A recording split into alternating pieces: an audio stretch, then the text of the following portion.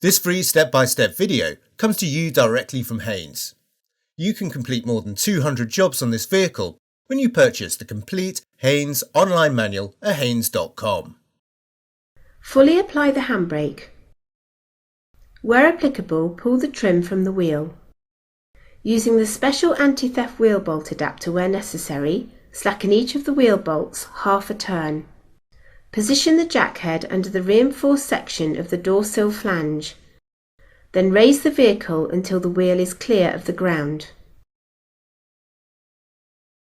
Support the vehicle with an axle stand under the reinforced section of the sill flange. Fully unscrew the bolts and remove the road wheel.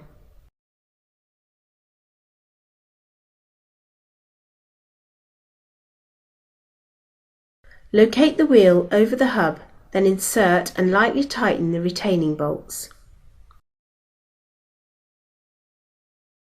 Remove the axle stand and lower the vehicle to the ground.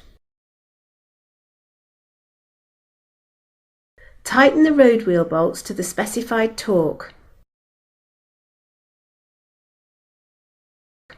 Refit the wheel trim.